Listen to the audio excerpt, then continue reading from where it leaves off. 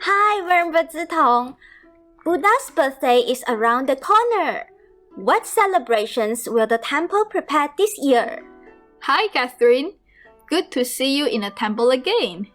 Yes, Buddha's birthday is this Sunday on May 8th. Of course, the main celebration will be bathing the baby Buddha, as well as food fair, cultural performances, and a grand parade at night. Oh wow! I can't wait to return to the temple again on Sunday. Wernbertong, I understand that we are celebrating the birth of Sakyamuni Buddha, the founder of Buddhism, on every lunar 8th. But I do not fully understand, why do we bathe the baby Buddha? Does it have something to do with his birth? You are right, Catherine.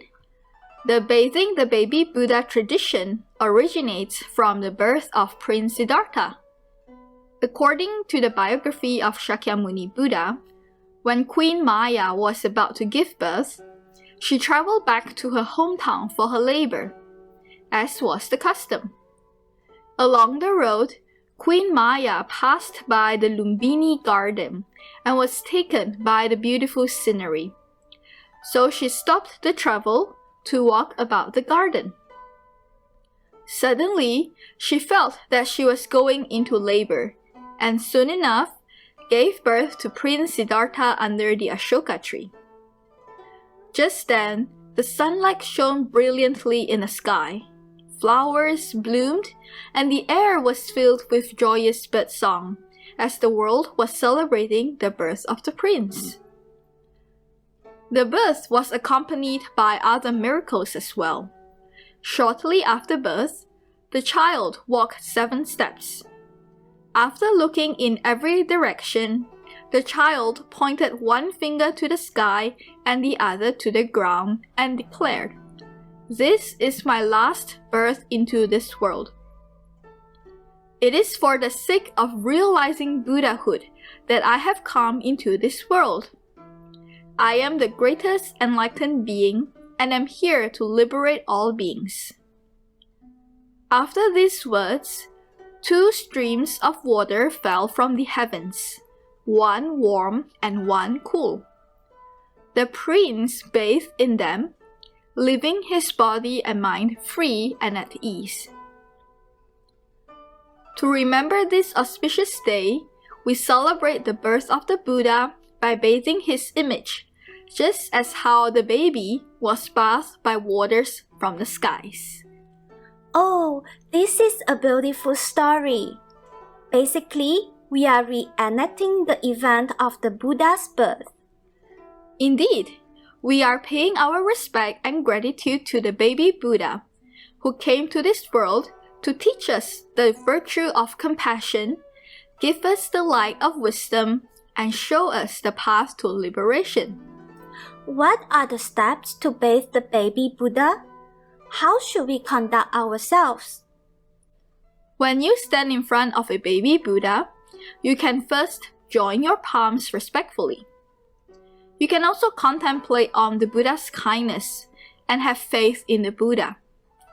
When you are ready, you can bow once to the Buddha and then kneel down on the cushion. Then, take up the ladle and fill it up with the fragrant water. There are 3 steps that you need to do.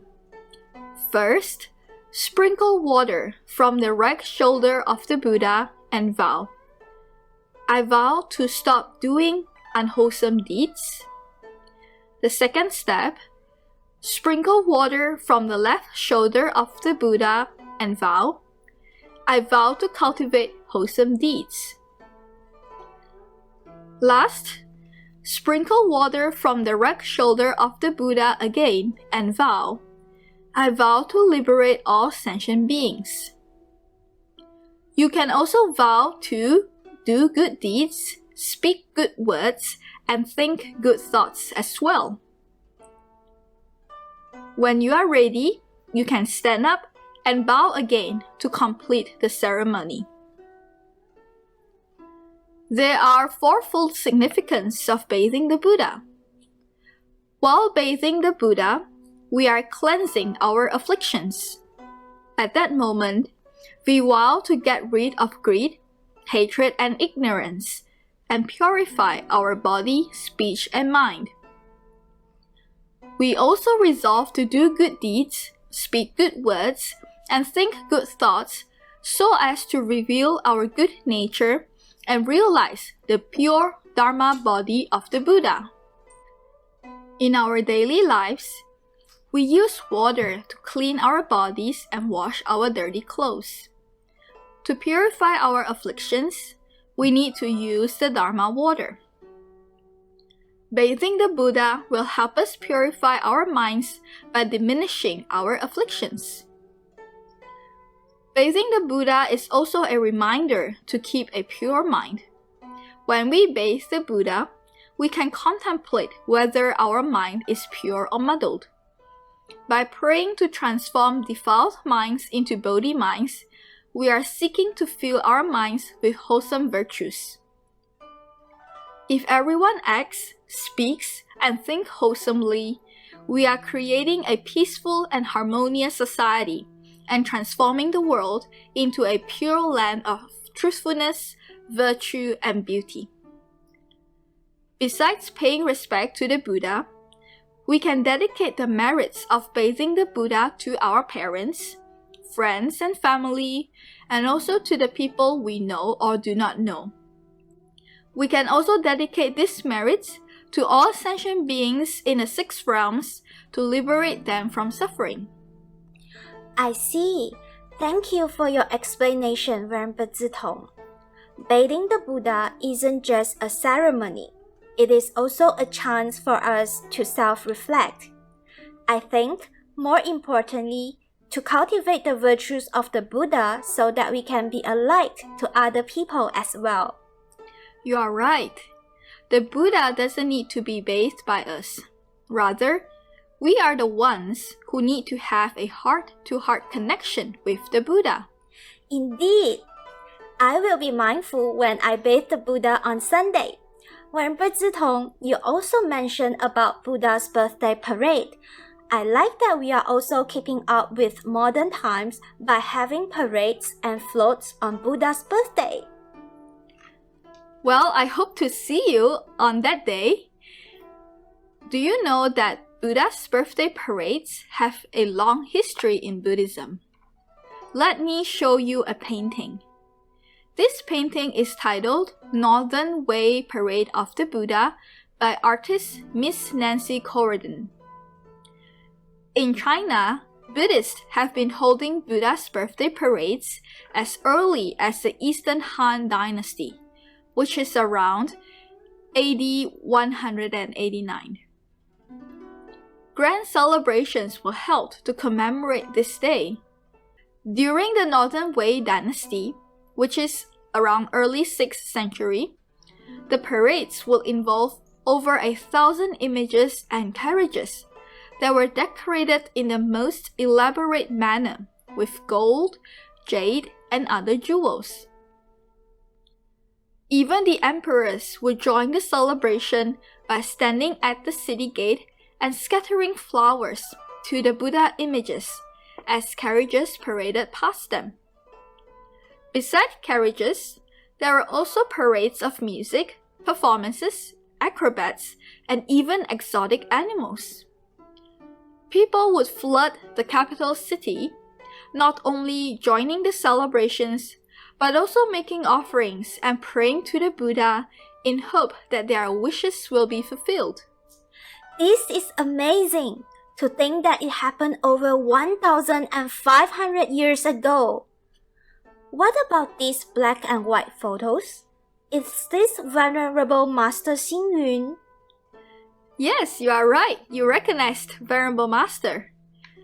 Venerable Master began to organize Buddha's birthday parades in the township of Yilan, where he was based a few years after arriving in Taiwan. The first celebration that he organized was held in 1954. Before the day of the event, Venerable Master would have volunteers announcing the time and date of the celebration around the town. On the actual day itself, there were parades, chanting the Buddha's name Dharma services, slideshows, bathing the Buddha ceremonies, as well as Buddhist dramas and music. The event grew to be so popular that in 1958, the Buddha's birthday parade stretched for 10 kilometers around the town of Ilan. And in 1959, more than 30,000 people participated in the celebration. This was an unprecedented event, as Ilan was only a small town with 50,000 people. You can imagine that almost the entire town participated in this event. Throughout the years, Venerable Master was also the first Buddhist leader in Taiwan who suggested that Buddha's birthday should be a national holiday in the same way as it is in other Buddhist countries. He hoped that Buddhists would deeply appreciate the meaning of bathing the Buddha on this special day. After years of effort, in 1999, the Ministry of the Interior officially announced that the 8th day of the 4th lunar calendar was designated as the National Buddha's Birthday. It was celebrated together with Mother's Day on the second Sunday in May. This was indeed a big progress for Buddhism. Wow, I never knew this part of history. The reason we are able to celebrate the birth of the Buddha is because there are Buddhists who kept this tradition alive. I'm thankful that we live in a time and age where the Buddha is still fresh in our memories.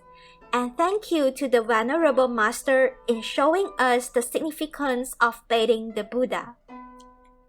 Thank you for dropping by the temple today, Catherine. Before you leave, let us chant this verse of bathing the Buddha to prepare you for Sunday's events. I now sincerely bathe all Tathagatas, gaining merits of pure wisdom and majesty. May beings be free from defilements in all, thereby attain Tathagata's pure Dhamma body.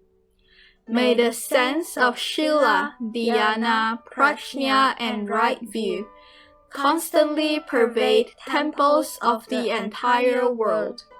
May the fume from this incense too accomplish boundless works Buddhas do.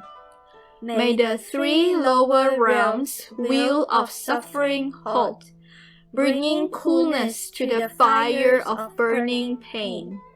May all generate the supreme Bodhi mind, forever free from the river of passion to the other shore. Through this external action of bathing the Buddha, we are actually bathing our inner Buddha. Through participating in the parade, we are sharing the virtues of kindness, compassion, respect, and morality to the people around us. May we find inner peace on this auspicious day, and may there be harmony and stability in the society. Thank you, Venerable Zitong, and thank you to you who tuned in to this video. See you next week. 阿弥陀佛。